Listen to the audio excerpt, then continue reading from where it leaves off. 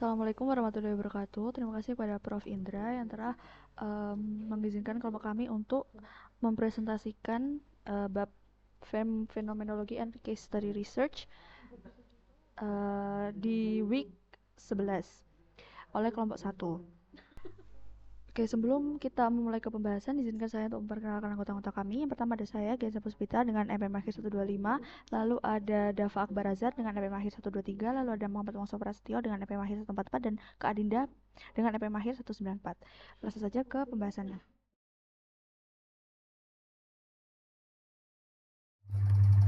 Nah, selanjutnya masuk ke naratif study atau studi naratif.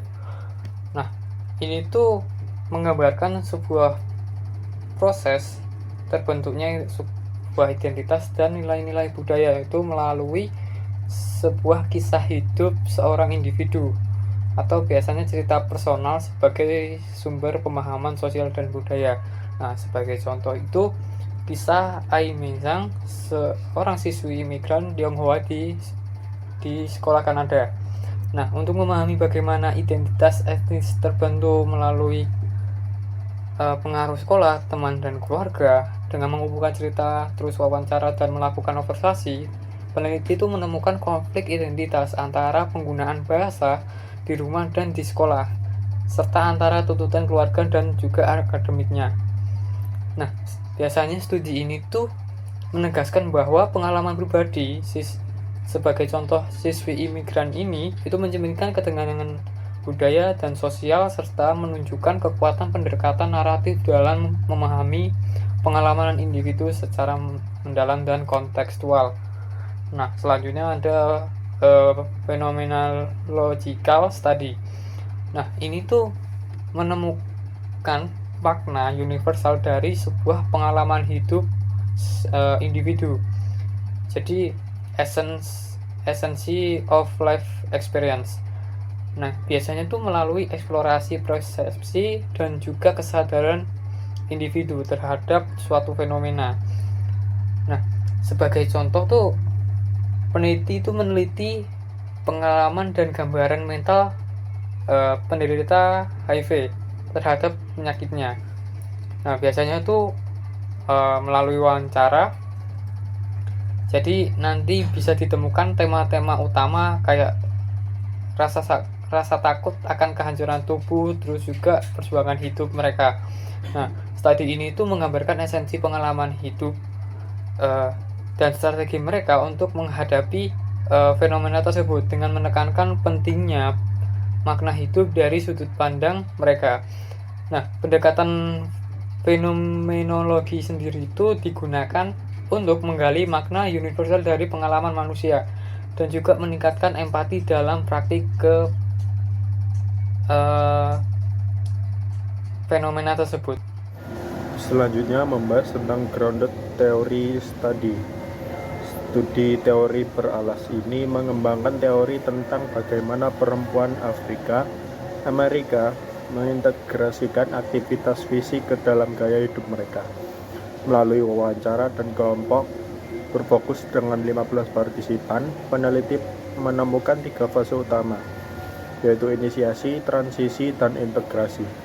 Analisis mengikuti pendekatan Strauss dan Corbin tahun 1998 dengan mempertimbangkan konteks sosial budaya serta faktor perencanaan aktivitas fisik, sehingga hasilnya menghasilkan model teoritis dan rekomendasi praktis untuk program peningkatan aktivitas fisik bagi perempuan Afrika Amerika.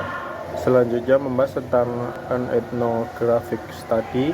Studi etnografik ini meneliti gerakan straight edge dengan kode SXE dari subkultur punk tahun 1980-an yang menolak alkohol, narkoba, dan seks bebas.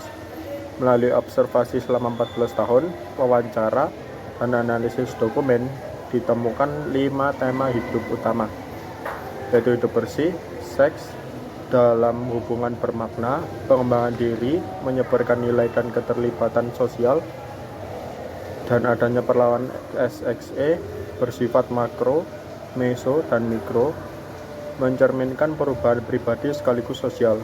Gerakan ini menunjukkan bagaimana gaya hidup bersih menjadi bentuk perlawanan dan transformasi budaya.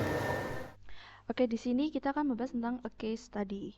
Nah, di dalam buku ini tuh kita meneliti sebuah kasus ya. Nah, saya sudah merangkum bahwa penelitian ini tuh menjelaskan bagaimana sebuah kampus bereaksi terhadap insiden penembakan yang dilakukan seorang mahasiswa.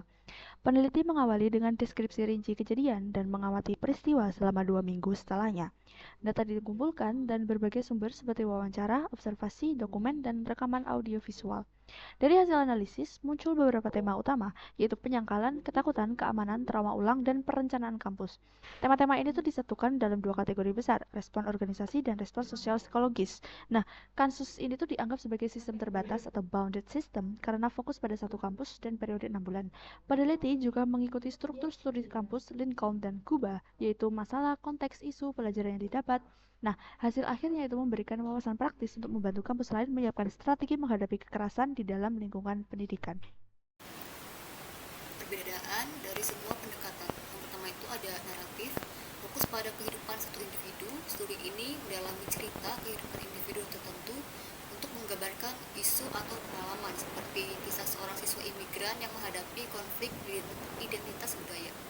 Lalu fenomenologi fokus pada fenomena atau konsep tertentu dan esensi pengalaman hidup dari orang-orang yang mengalami fenomena tersebut.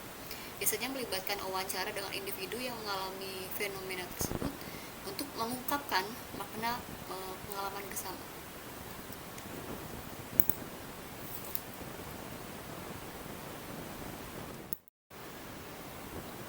Grounded teori bertujuan untuk mengembangkan teori substantif. Peneliti fokus pada proses perilaku atau fenomena dan merumuskan model teori berdasarkan analisis sistematis data yang dikumpulkan, biasanya melalui wawancara. Lalu selanjutnya ada case study, mengkaji satu kasus dengan batasan jelas yang mencerminkan isu atau masalah tertentu. Studi ini memberikan pemahaman dalam terkait suatu kasus atau beberapa kasus dan dilengkapi oleh konteks dan informasi lengkap. Lalu selanjutnya di sini yang terakhir ada etnografi, memusatkan pada kelompok berbagai budaya yang telah berinteraksi lama dengan pola bahasa dan perilaku tertentu. Tujuannya untuk mendeskripsikan budaya kelompok tersebut secara mendalam dan bagaimana kelompok itu berfungsi dalam kehidupan sehari-hari. Sekian presentasi dari kelompok kami. Bila ada kurang dan lebihnya kami mohon maaf. Wassalamualaikum warahmatullahi wabarakatuh.